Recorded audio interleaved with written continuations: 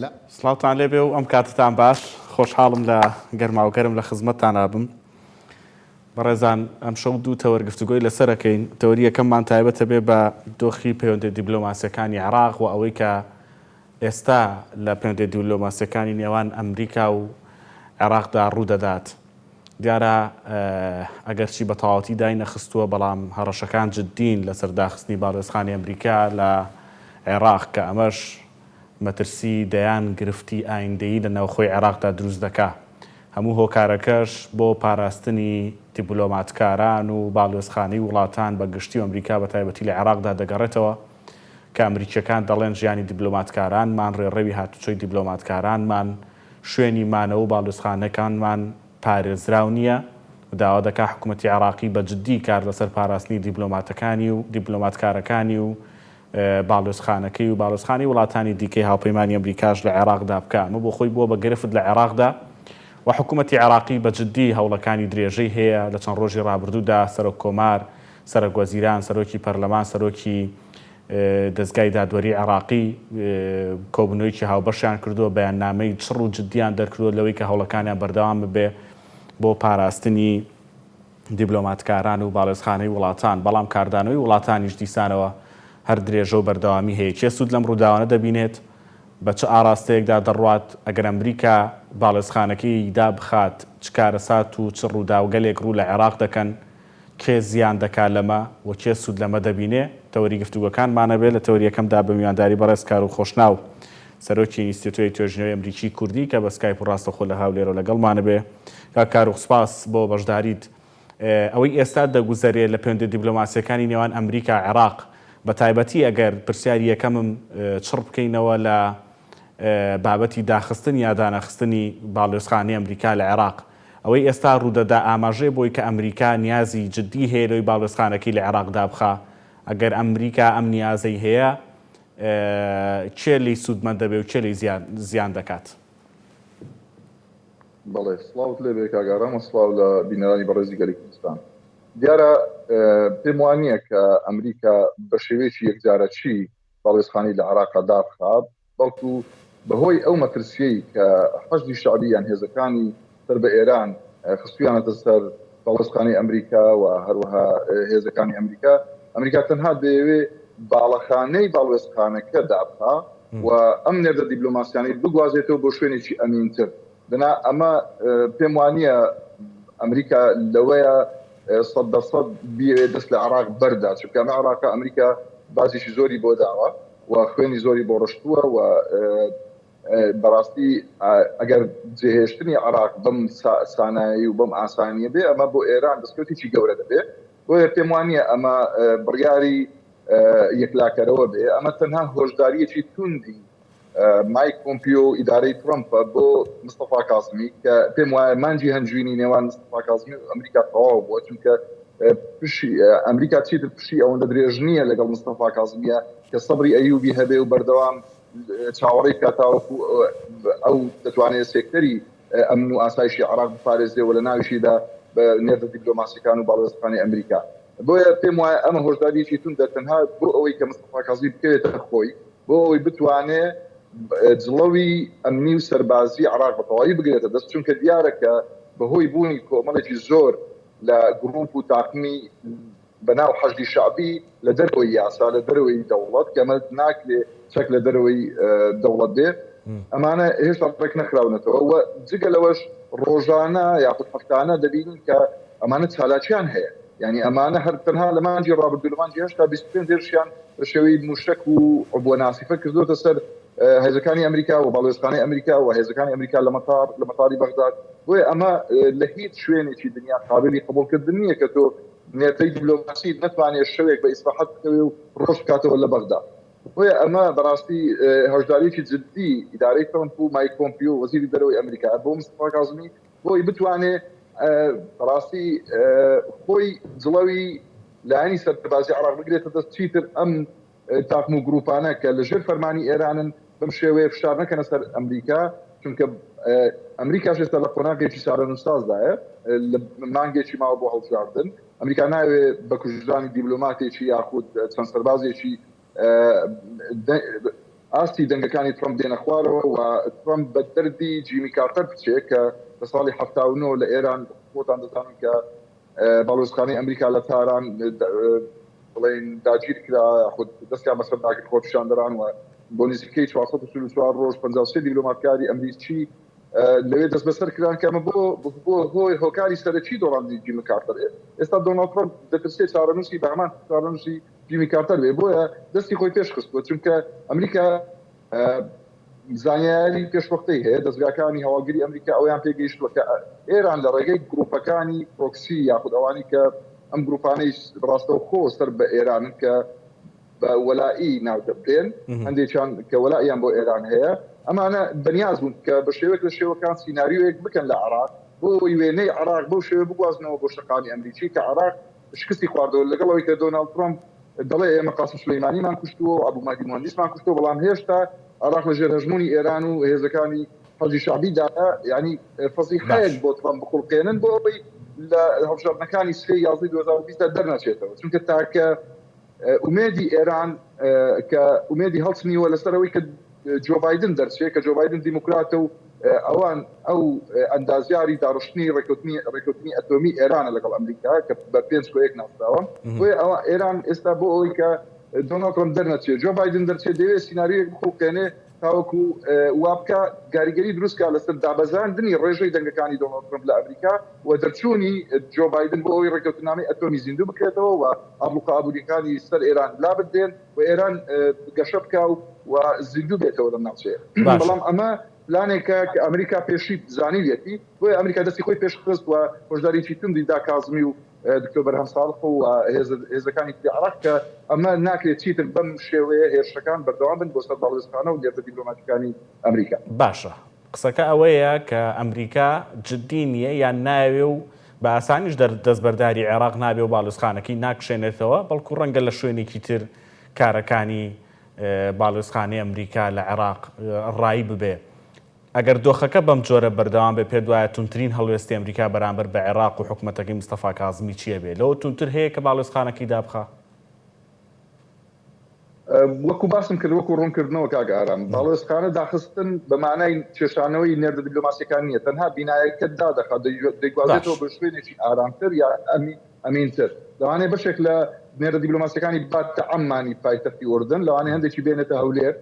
و لە هەولێر کارەکانی دیپلۆماسی ڕایی بکرێ و ئەو پەیوەندی لەگەڵ عێراق بەردەوام دەبێت بەڵام لە حاڵەتێکە لێکەوتەی داخستنی باڵوێزخانەی ئەمریکا کە گەورەترین باڵوێزخانەی لە ئاسی جیهان کە لە بەغدا ئەگەر ئەمریکا ئەمە بکە بە دڵنیایی ئەمە مانای ئەوە دەگەیەنێت کە لە هۆشداریەکەی ئەمریکاش بۆ مستەفا کازمی ئەوە بووە کە گرتۆ نەتوانی چارەسەرێک بۆ حەزی شعبی دابنێ ئەوە ئێمە خۆمان حاضرین بۆ ئەوەی بینە سەر خەت و چارەسەرێک بۆ ئان دابنین لێکەوتە سەربازی و ئەمنیەکەی ئەوە دەبێت کە ئەمریکا بە شێوەیەکی هەموو بنکە و بارگاکانی حەزی شعبی ئەوانەی سەر بە ئێرانن دەکوتێت و بەردوبانیان دەکات و پێم وایە هاوشێوەی قاسم سولەیمانی و ئەبوو مادی مهندس دەرکردەکانی حەزی شعبی دەکوژێت وەکو ئەوانەی کە پێشتر لە دوای کوژانی قاسم سولەیمانی لە ڕێگای خۆپیشاندانەوە هێرشیان کردە سەر باڵوێزخانەی ئەمریکا دیار بوو کۆمەڵێک سەرکردە ناسران یعنی وێنەکەیان دەرچووە لە ڕاگەیاندن و ئەمریکا دەزانی کە چێن ئەوانەی کە ئەگەر باڵوێزخانەی دابکات دەیان کاتە ئامانج لەوانە هادی عامری قەیس خەزعەلی و ئەکرەم کەعبی ئەمانە کۆمەڵێک بە شێوەی ڕاستەوخۆ ئەمانە لەژێر کاریگەری بڵێن وەلای ئێراندان ئەمانە بۆیە دەکرێنە ئامانج پێم وایە و بەتەنها لە بەغدا کاگارە 122 پێگەی حەزی شعبی ئەمریکا دیاری کردووە کە لە کاتێکە ئەگەر باڵوێزخانەکەی بگوازێتەوە ئەمە ئەم 122 بنکەیە دەکرێنە ئامانج لە ناو بەغدا و حەزی شعبی گورزێکی کە مەرجێنی پێ دەکەوێت و بە هیچ شێوەیەک ناتوانێت کە وەکو جاران چالاک بێت چونکە ئەمریکا ئەگەر ستافە دیپلۆماتیەکەی بگوازێتەوە شوێنێکی ئەمین ئەو کاتە خۆی گورز دەوەشێنێ ئەین چاوەڕێی مستەفا کازمی ناکا کە بە شێوەیەکی نەربوونیان یاخود لەژێر ئەو فتوایی کە عەلی سیستانی نەسیحەتی کازمی کردووە کە دەبێت بە ئارامی لەگەڵ حەزی شعبی مامەڵە بکەی و بنکۆڵیان کە سەر کازمی دەوێت بنکۆڵیان بکە و دەرگا سنووریەکانی لێگرتوون و هەندێک سەرچاوی ئابووری لێگرتوونەتەوە بەڵام بەمانە ئەم حەزدە کۆنترۆڵ ناکرێت لە ناو ناچێ بەڵام ئەوەی کە سیستانی داوای لە کازمی کردو ئەوەیە کە شەڕی شیع ڕوونەدا یعنی تەنها لەبەرەوەی کە دەبێ ئارام بە ئارامی و بەهێمنی مامەڵە لەگەڵ حەزی شعبیا بکە نەوەک بە چەک بەڵام ئەمریکا ئەمەی قبول نییە ئەمریکا ئەم سەبری ئەیوبەی نییە وەکو باسمان کرد بۆیە دەبێ خۆی ئەگەر مستەفا کاظمی لە ماوەی ئەم 3 مانگە چونکە گواستنەوەی باوەستخانەی ئەمریکا پرۆسەیەکی درێژخانە ینی ئەوە نییە لە شەو ڕۆژەکە بتوانن بینایەکی بچووک نییە کە چۆڵیکەن بەڵکو ئێستا ناو باڵۆزخانەی ئەمریکا سیستەمی دژەموشەی تێدایەوە کۆمەڵێکی زۆر لە ستاف و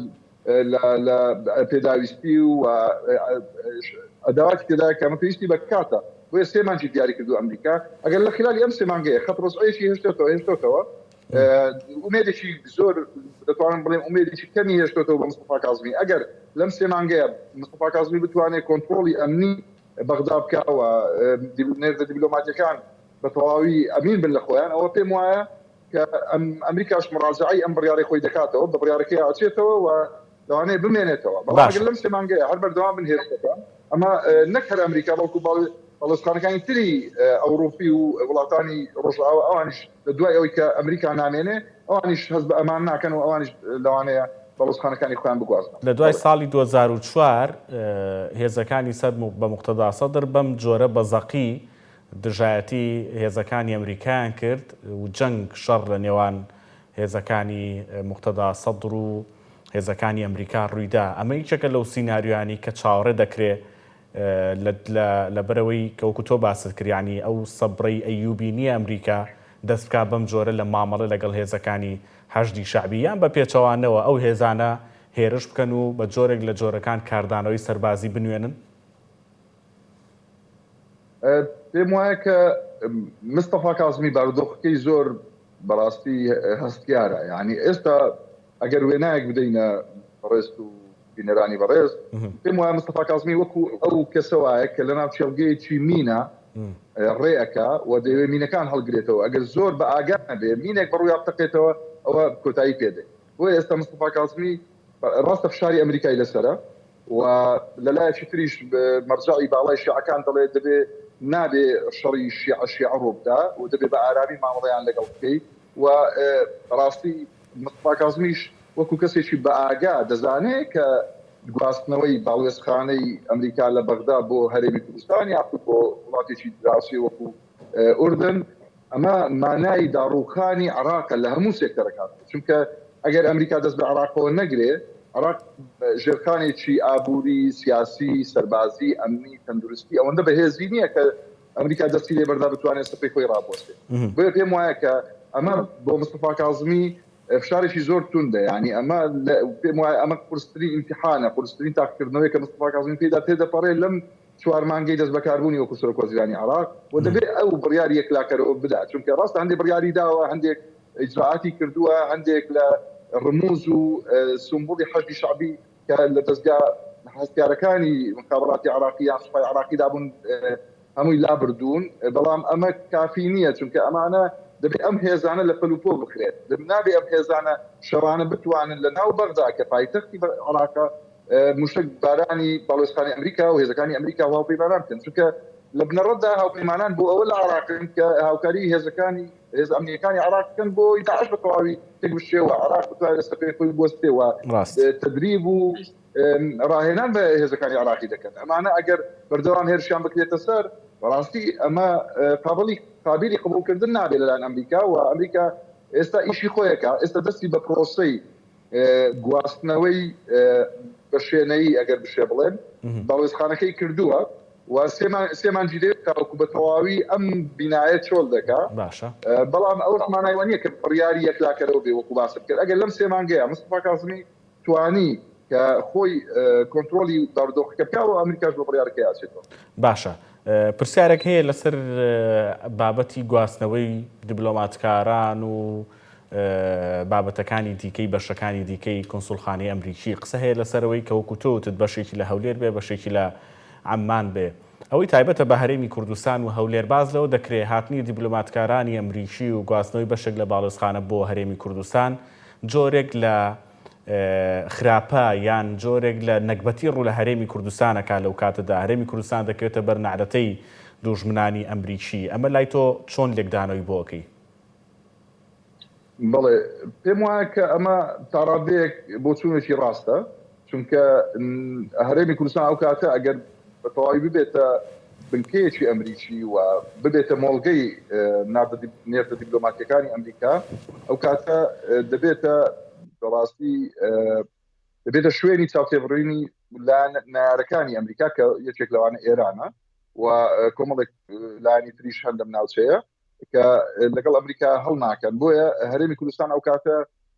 پێم وایە دوو لایانی هەیە، هەم لایەنە سلبیەکە و نێگەتیڤەکەی کە جەناوت باست کرد ڕاستە ئەمە کە دەبێ هەرێمی کوردستان پێم وایە باشترین چارەسەر ئەوەیە کە سەرکردایەتی سیاسی کوردستان بە هەمان ئاراستەی پێشوو ئەم باڵانسەی کە لە نێوان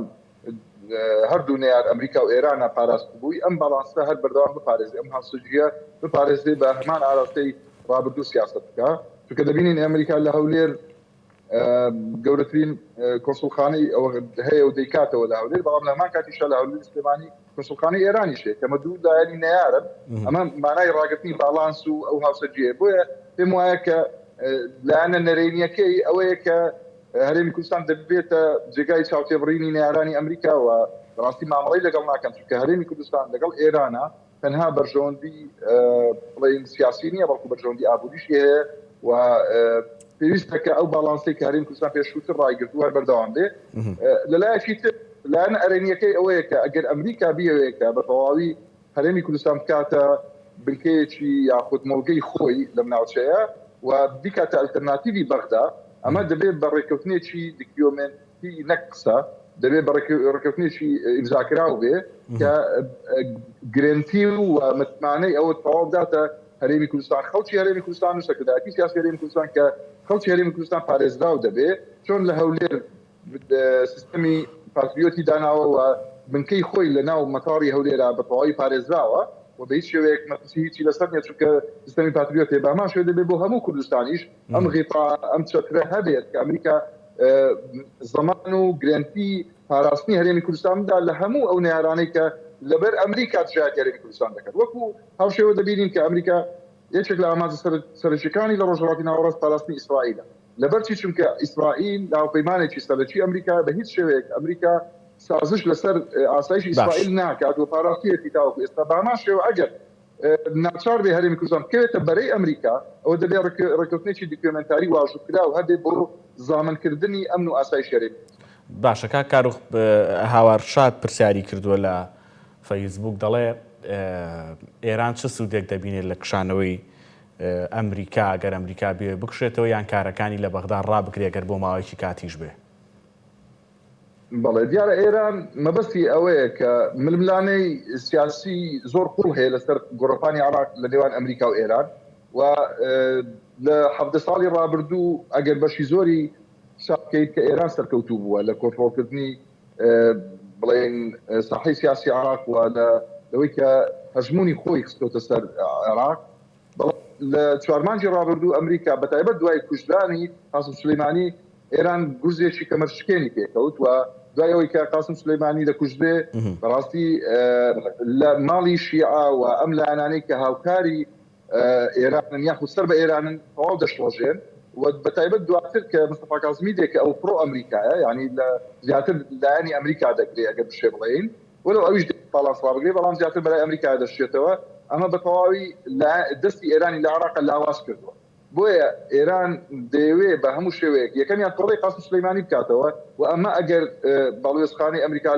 لە بەغدا نەمێنێ، ئەمە یەکێکە لە تۆڵەکانی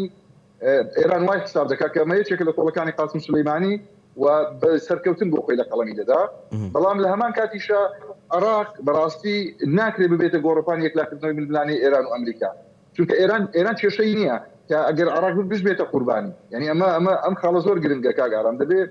بۆ ئەو هاوڕێژ کە پرسیاری کرد دەبێت بزانێت کە ئێران کێشەی نییە لەوەی کە عێراق بە خەڵک و خاکەکەی بێتە قوربانی لە پێناوی ئەوەی کە ئەو ئێران ئەجێندایەکی سەر بکەوێت بەسەر ئەمریکا، چونکە ئەمە خاچی خۆی نییە، ئەمە وڵاتی خۆی نییە، بەڵکو ئەگەر عێراق داش بڕمێ لە هەموو سێکتەرەکان و ئەمریکا دەستی لێبەردا و عێراق بێتە وەکو بڵێ وەکو وڵاتێکی زۆر دواکەوتوو زۆر وڵاتێکی لێبێ بۆ ئێران کێشە نییە، گرنگەوەی ئێران ئەجێندای خۆی سەرکەوێت بەسەر ئەمریکا. ینی ئەمە کارەساتە کە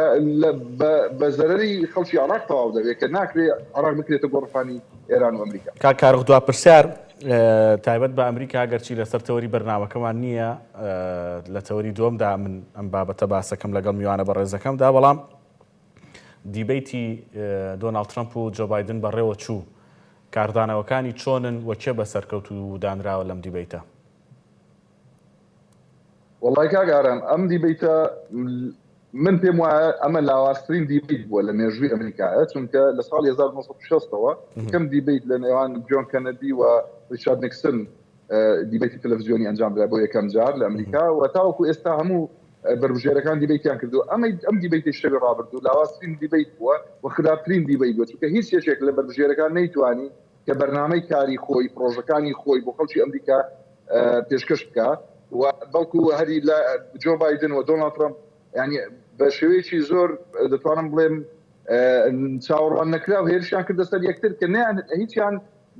لە جیاتی ئەوەی بەرنامەی خۆیان ڕوونکەنەوە لە جیاتی پرۆژەکەی خۆیان بخەنە ڕوو هێرشی کەسایەتی هێرشی کێزانیان کردە سەر یەکتر و پێم وایە ئەمە لاوااسترین دیبیت بووە و هیچیان سەرکەوتونەون بەڵکو پێم وایە خەڵکی ئەمریکا دۆڕاو بوو لەم دیبیتە چونکە هیچی دەست نەکەوت خەڵکی ئەمریکا وێنەیەکی ڕوونی دەویست لە بەربژێرەکان کە چی دەکەن بۆ 4 ساڵی داهاتوو بەڵام لەبەر هێرشکردنە سەر کەسایەتی یەکتر و کێزانی یەکتر نەپڕژانە سەر بەرنامەکان کە زۆر ئەمریکا ئێستا پێویستی بە بەرنامەی تۆکمە هەیە لە زۆربەی سێکتەرەکان لە سێکتەری ئەوەی کە کاردانەوەی هەبوو دەنگدانەوەی هەبوو لە دیبیتەکەی ئینشەڵاکەی بایدن بۆ بەرامبەر بە ترەمپ کەوتێتی ئیشەڵاکی یاشکرای دەکەی پێدانی باچەکان سپاس دەکەم عربی بۆ ڕاست دەستخۆش بەڕێز کار و خۆشناو سەرۆکی ئینستیتوتی توێژینەوەی ئەمریکی کوردی سپاس بۆ بەشداریت پشوێکی کوردوەرە گرین و لە تەوەری دۆما قسە لەسەر هەڵبژاردنەکانی ئەمریکاکەین.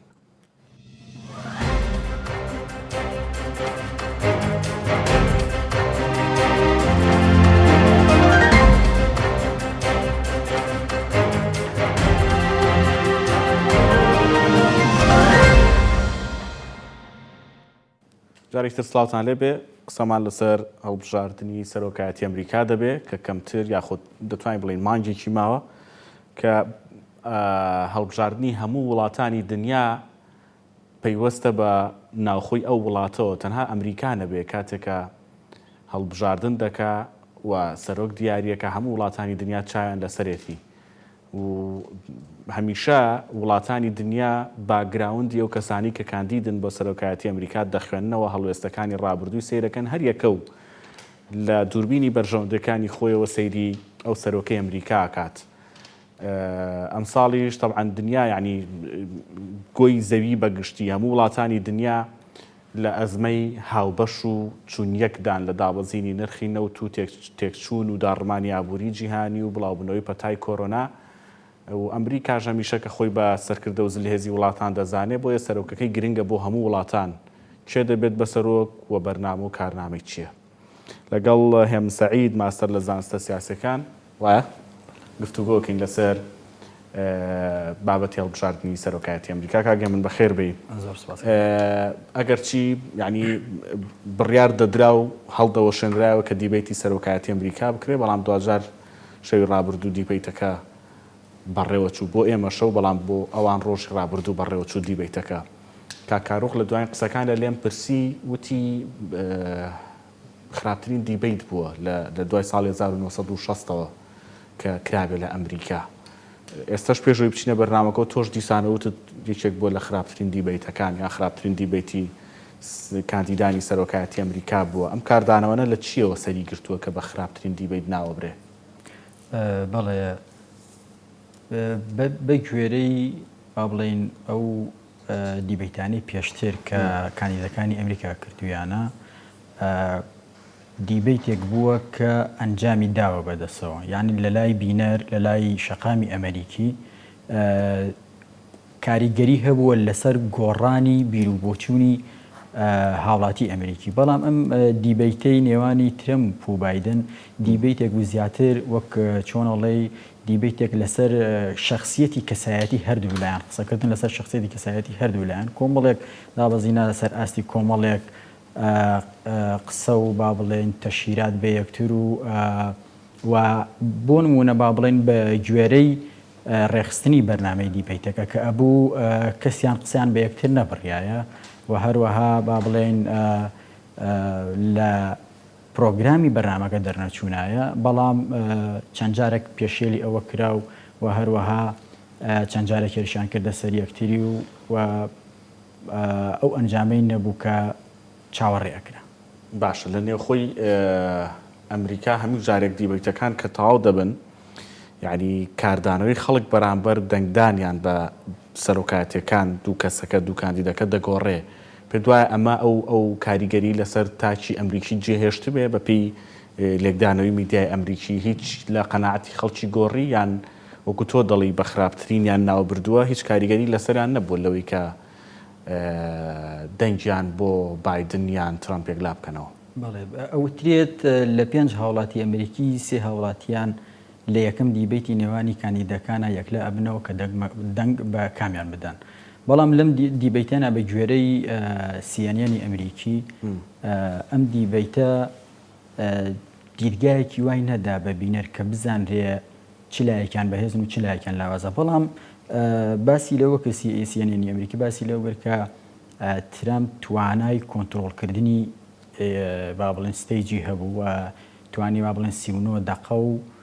6 سانیە قسە بکە لە بەرابەرە 37 دقە بایدن توانی قسە بکە. کەواتە چاوەڕوانی دیبیتی داهاتوە کرێ لە نێوانیاندا ڕوودا خۆی بڕیار وایە 3 دیبیتی گرنگ بەڕێوە بچێت لە هەڵبژاردنەکانی ئەمریکا دوو لە دیبیتەکان بۆ سەرۆکەکان و یەکێکیش بۆ جێگرانی سەرۆکی ئەمریکایە چاوەڕێکرێ ئەو دیبیتانی در بەڕێوە بچن بەڕایەوە. بەڵێ دیبیتی دووەم لە 7 مانگی دەبا بڵێن تشرینی یەکەم لە نێوانی هەردوو جێگرانی سەرۆک مایک پێنس لەگەڵ با بڵێن جێگیری سەرۆکی ئەمریکا دۆناڵد ترەمپ و لەگەڵ کامێلا هاریس جێگیری بایدن بەڕێوە چێ بەڕێوە چن کاتە سیسیلەکە بەردەوام باشە. بۆچی هێندە بۆ وڵاتانی دنیا گرنگە کە کێ دەبێ بە سەرۆکی ئەمریکا؟ کۆمەڵە گۆڕانکاری لە سیاسەتی دەرەوە بە تایبەتی کە بۆ وڵاتانی گرنگە کۆمەڵە گۆڕانکاری لە سیاسەتی دەرەوەی ئەمریکا ڕوئەدات ئەو کەسەی کە ئەبێتە سەرۆک طبعاً ڕاستە کە ئەمریکا با بڵێن سیستمی سیاسی ئەمریکا تەکنۆکراتەوە زیاتر موئەسەساتە بەڵام ئەو کەسەی کە ئەبێت بیرمان ناچیانی دوجار کەسەکان کە موئەسەسەکانە بن بەڕێوە ئەو کەسێک کە ئەبێتە سەرۆک ڕنگدانەوەی بیر و بۆچوون و سیاسەتەکانی خۆی ئەبێ لە سیاسەتی دەرەوە بگرە ناو زۆربەی کاتیش لە ناو سیاسەتی ناوخوا. بۆ نمونە ترامپ ئەو بڕیارانە و قەراراتانی و ئەو هەڵسوکاتانە ئێکا زیاتر لەژێر کاریگەری اقتصادیە ئابووریایە. بۆیە ئەوەی ئێستا بۆ نمونە ئەگەر با بڵێن بایدن بێتە سەرۆک ئەکرێ کۆمەڵە گۆڕانکاری لە ڕۆژهەڵاتی ناوەڕاستە بکرێت ینی باسەکرێ بۆ نمونە بایدن لە ئێرانەوە نزیکە. بەڵام ئەگەر بۆ نمونە ئەگەر دووبارە ترامپ ببێتەوە بە سەرۆک ئێران زیاتر تونترە بێ لە بەرامبەر ئێرانە و کۆمەڵێک دەوڵەت مستەفی دەبن و کۆمەڵێک دەوڵەت لەو نێوەندا زیانمەند دەبن. باشە بە نسبەتی عێراقیەکان کوردەکان لە بینی بایدن و ترامپا جیاوازی هەیە؟ بەتەکید چونکە لە 4 ساڵی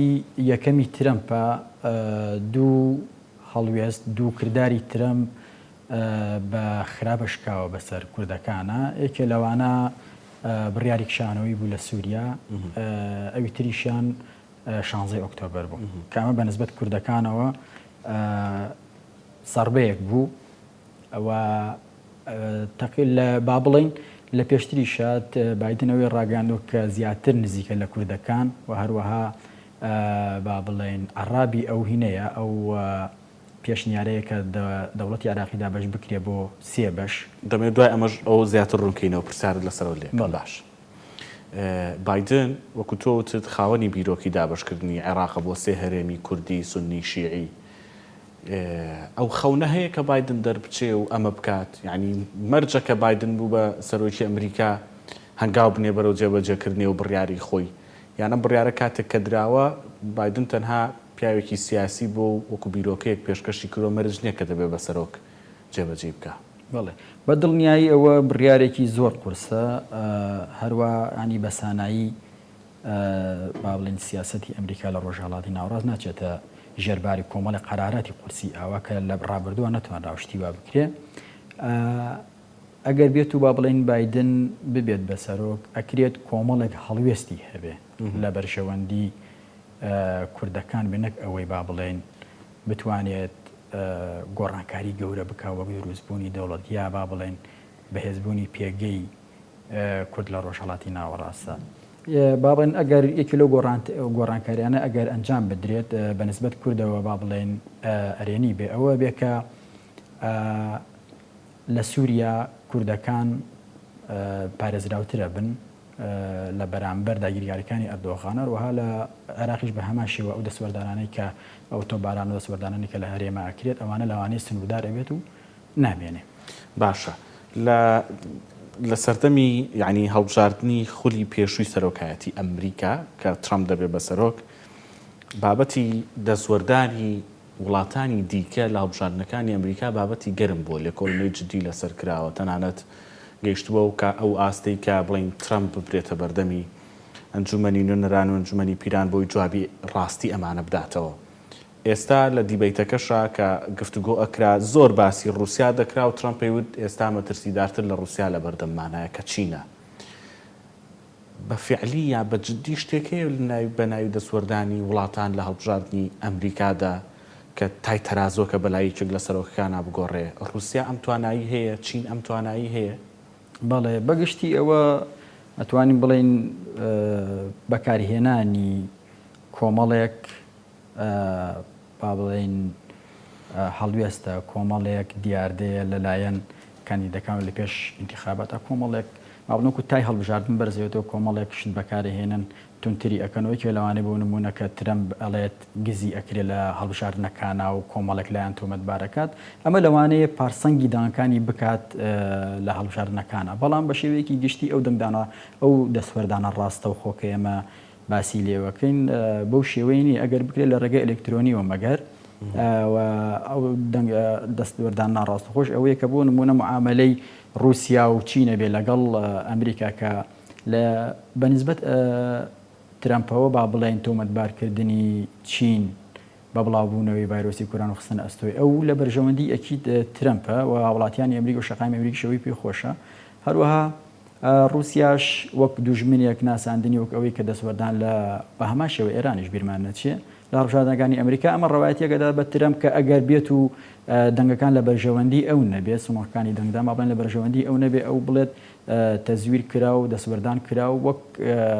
دەستکەوتێک بۆ خۆی بەکاری بێ. ئەمساڵ ڕووداوەکان لە جیهاندا ئەوانی کە پەیوەندی بە ئەمریکا هەبێ خێرا ڕووی دەدا. یعنی لە عێراقدا لە مانجی یەکسەر گورزی سەربازی لە هەندێک هێز دەوەشێنرێ هەندێک سەرکردە دەکوژرێت. ئێستا لە عێراق پێچراوە کە دەبێ یعنی هەڵوێستی بەرامبەر گروپە چەکدارەکان لە نێوخۆی عێراقدا بگۆڕێ لە سووریا گۆڕانکاری ڕوویدا و ئەمریکا قسەی گۆڕیوە یان مامەڵی گۆڕیوە لەسەر ئاستی دنیا لەم ساڵدا هەڵوێست و جموجۆڵ و سیاسەتی ئەمریکی پەلە پرۆسکێ و یعنی بەردەوامی بەخۆیەوە بینی و ڕۆژانە سیاسەتی ئەمریکی دەخرایە ڕوو قسە دەکرا. دۆخی ڕۆژهەڵاتی ناوەڕاستیش دیارە کە چۆنە دۆخەکە لە چیدایە و دۆخێکی خراپە لە ڕووی ئابووریشەوە دنیایەکی خراپە بۆ ئابووری و دۆخی بازرگانی نێودەوڵەتی. لە دوای هەڵبژاردننی ئەمریکا هێمنی دروست دەبێتەوە ئارامیەک بە بواری بازرگانی نێودەوڵەتی و دۆزینەوەی چارەسەرێک بۆ ڤاکسینی کۆرۆنا و کە بۆ بە بەشێک لە بانگەشەی هەردوو سەرۆک بۆ سەرۆکایەتی ئەمریکا و سیاسەتی ئەمریکی بەگشتی لە ناوچەکەدا پێ دوای ئارامیەک ڕووبکاتەوە ناوچەکان. بە بڕوای من سێ بابەت هەیە لە سیاسەتی دەرەوەی ئەمریکا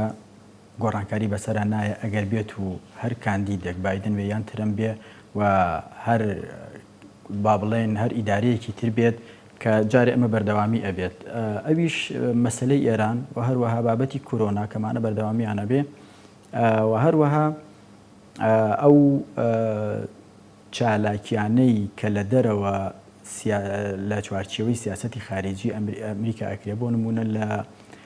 سێ ساڵی یەکەمی ئیدارەکەی ترەمپە دوو گورزی گەورەی وەشان لە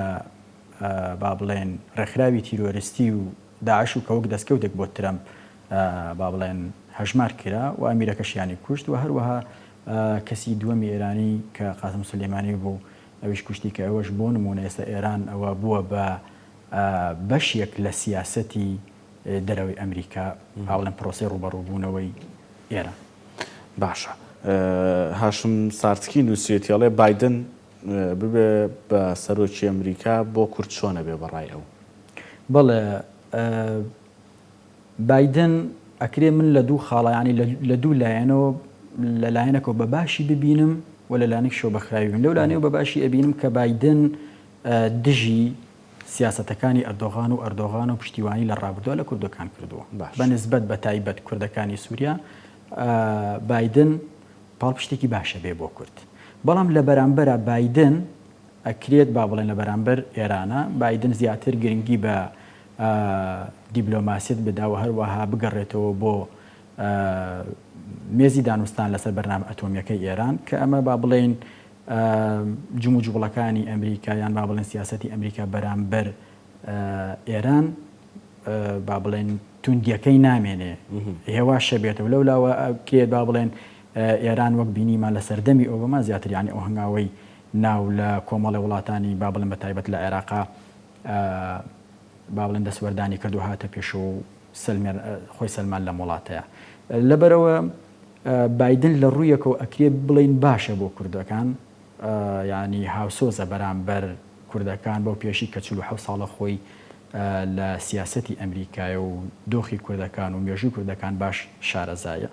بەڵام لە لایکشەوە ینی شلکردنی دەستی ئێران بەرامبەر دەستی ئەمریکا بەرامبەر ئێران زیانی گەورەی بۆ کورد و بەتایبەتی هەرێمی کوردستانە. باشە دەکا کاروخ پرسیاری هەڵبژاردنەکانی ئەمریکام کردەمە لە تۆش بپرسم ئەوەی کە لە عێراقدا ڕووەدا تایبەت بە باڵوسخانەی ئەمریکی و ئەو